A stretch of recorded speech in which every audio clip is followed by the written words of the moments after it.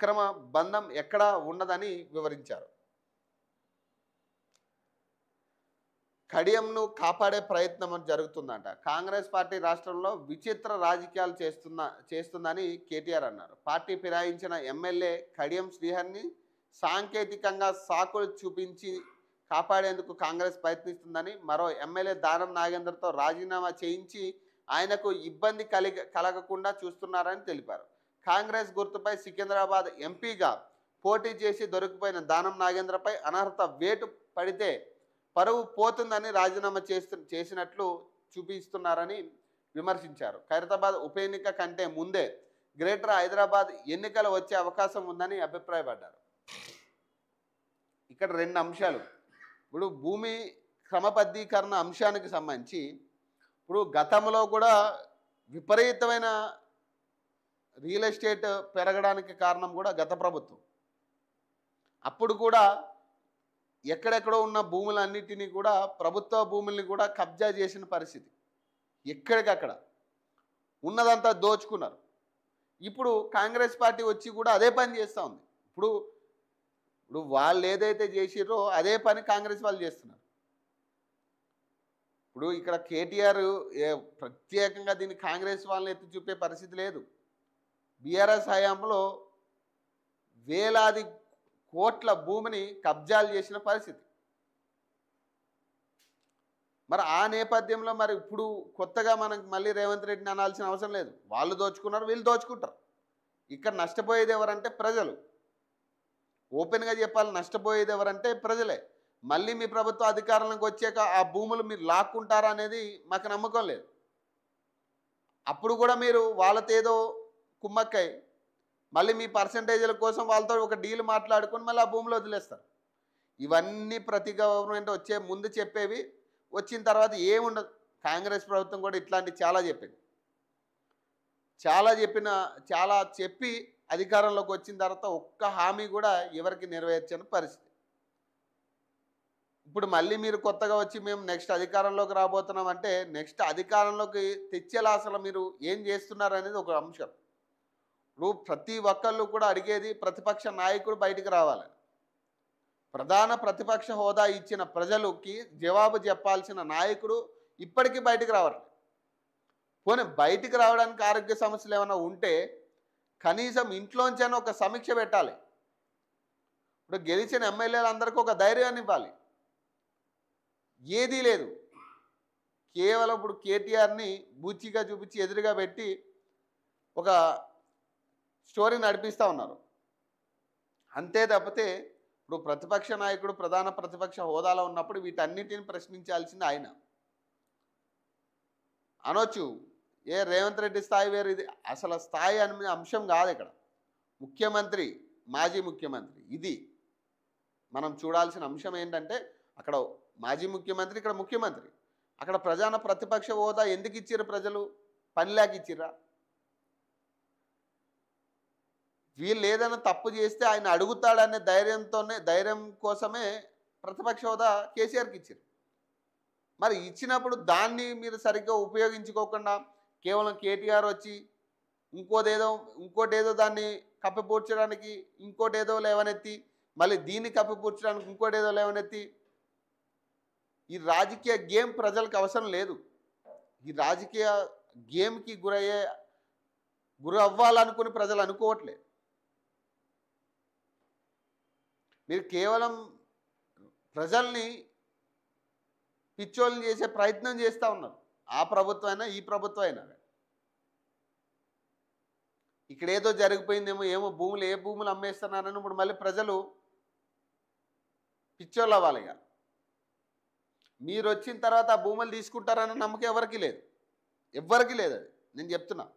గతంలో ఇట్లాంటి భూములు వేలాది భూములు స్కాములు జరిగాయి. ప్రతిదీ స్కామే, ఏది ముట్టుకున్నా స్కామే. దళిత బంధు కానీ, డబల్ బెడ్రూమ్లు కానీ, గొర్రెల స్కామ్ కానీ, కాళేశ్వరం ప్రాజెక్టు విషయంలో కానీ ప్రతిదీ స్కామే జరిగింది. ఇప్పుడు కొత్తగా అదే మేము చాలా గొప్పగా చేసినామంటే నడవదు. మీరు చేయలేదు కాబట్టే మిమ్మల్ని పండబెట్టి ఇప్పుడు కాంగ్రెస్ పార్టీకి అధికారం ఇచ్చారు. ఇప్పుడు కాంగ్రెస్ పార్టీ కూడా అదే ధోరణి కంటిన్యూ చేస్తే నెక్స్ట్ కాంగ్రెస్ పార్టీని పండబెడతారు. రాష్ట్రంలో కాంగ్రెస్ పార్టీని పండబెట్టడం ఖాయం, కానీ బీఆర్ఎస్ని నమ్ముతారా లేదనేది ఒక డౌట్. అసలు సిట్టింగ్ స్థానాలే బీఆర్ఎస్ పార్టీ ఓడిపోతూ ఉంటే ఇక ప్రజలు మిమ్మల్ని నమ్ముతున్నట్టుగా ఎట్లా మీరు బేజారు వేసుకుంటారు మీరు?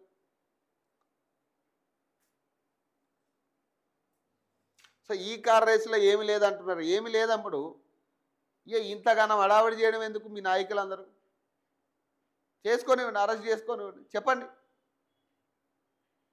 ఇప్పుడు అక్కడ ఉన్న ప్రజాధనాన్ని దుర్వినియోగం చేయడం అనేది తప్పు. ఎంత మంత్రిగా ఉన్నా కూడా 2 కోట్ల నుంచి 3 కోట్ల వరకే మీ లిమిట్. 3 కోట్ల దాటి మీరు ఏదైనా చేయాలనుకున్నప్పుడు ఖచ్చితంగా మంత్రివర్గంలో మాట్లాడి చర్చించి డెసిజన్ తీసుకున్న తర్వాత మీరు అవి రిలీజ్ చేయాలి. మరి ఎట్లొచ్చినాయి 44 కోట్లు ఎట్లా ట్రాన్స్ఫర్ అయినాయి? మీరు కూడా చెప్తున్నారు కదా, ట్రాన్స్ఫర్ అయినట్టుగా మీరు కూడా చెప్తున్నారు కదా, మీరు ఒప్పుకుంటారు కదా. కానీ ఇక్కడ అంశం ఏంటంటే ఈ కార్ రేసులో ఏమీ అనడానికైతే లేదు. అక్కడ వాస్తవంగా 100% తప్పు జరిగింది. మీరు ఒప్పుకోవాలి, ఒప్పుకోండి. సో అరెస్ట్ అవుతారు, ఏమవుతుంది? గొప్ప వాళ్ళకే తప్పలేదయ్యా, గొప్ప వాళ్ళకే తప్పలే.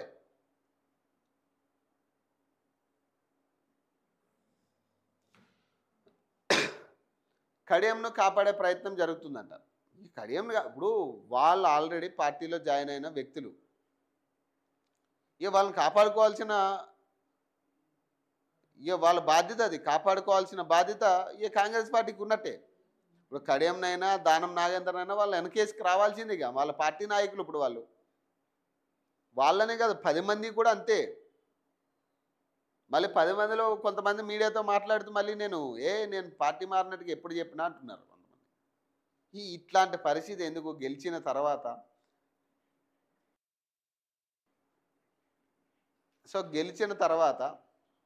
మీరు ప్రజాక్షేత్రంలోకి రండి. నిజంగా మీరు చేసింది కరెక్ట్ అయితే ప్రజలే తీర్పిస్తారు మీకు. మళ్ళీ దోపిచ్చినట్లు ఎందుకు? పాపం మీ నియోజకవర్గ ప్రజలు కన్ఫ్యూజ్ అవుతూ ఉన్నారు, మిమ్మల్ని ఎమ్మెల్యేగా పిలవాలా లేదా అని.